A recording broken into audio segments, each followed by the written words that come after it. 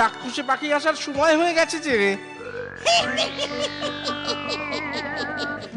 রাক্ষস পাখিটা এসে গেছে রে। না না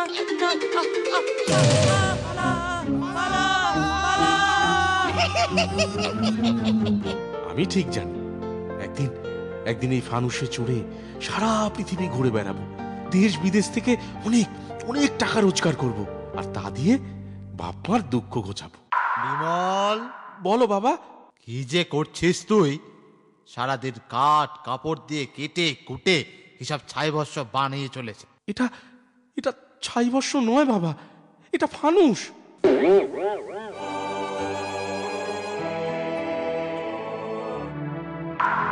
ব্যাস, এবার এই ফানুসে উঠে বসে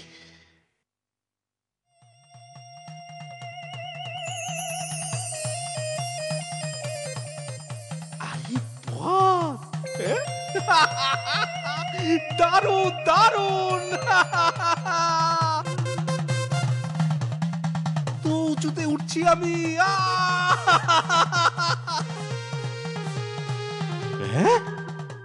মা মা, একটা দ্বীপ। কি হলো?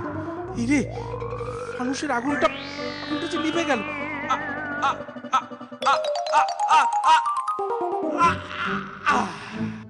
আমাদের খেয়েও না। আরে আরে, আমি রাক্ষস নাকি যে তোমাদের খাবো? আমি তো বিমল। ওই ফানুসে করে উড়ে যাচ্ছিল, ফানুসের আগুন নিভে গেল, আর আর আমি এসে পড়লাম এই দ্বীপে। তাই? ওরে চল পালাই, ওই রাক্ষসে পাখিটা এসে হাজির হবে। পালা পালা। শোনো বন্ধু, শোনো। বন্ধু, শয়তান, নিশ্চয়ই আমার ডিমটা নষ্ট করতে এসেছিস। দাঁড়া দাঁড়া।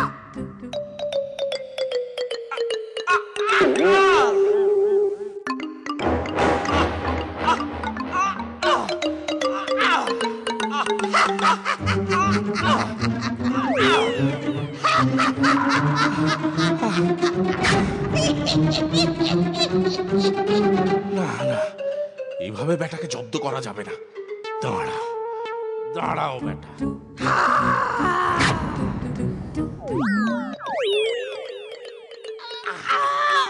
আরে আরে আরে,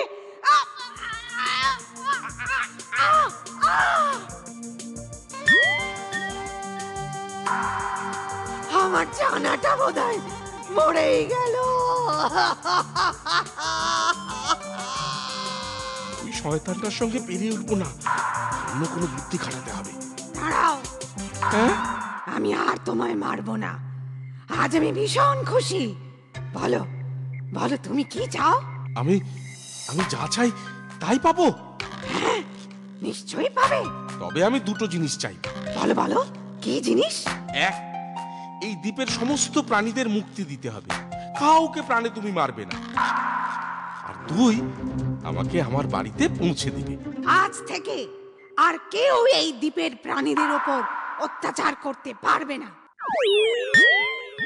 মারা তো দূরের কথা, আমি নিজেই আজ থেকে এই দ্বীপের সমস্ত প্রাণীদের পাহারা দেব। এ তুমি কোন দিকে নিয়ে যাচ্ছ বন্ধু?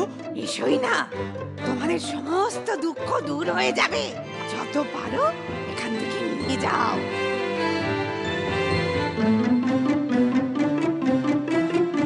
চলো চলো বন্ধু, চলো। নাও নাও নাও, এসে গেছি তো। শোনো, যখনই কোনো দরকার হবে আমায় ডাকবে, আমি আসবো। এখন আসি বন্ধু, টাটা টাটা। ওরে, এ কি করেছিস? এ তো সোনা দানা। ওগো ওগো, ছেলে আমাদের সারা জীবনের দুঃখ ঘোচালো গো। কি শিখলাম আমরা? শিখলাম নিজের ওপর বিশ্বাস থাকলে সবই সম্ভব, বুঝলি? একদম ঠিক বলেছিস। Raju uncle, Raju uncle.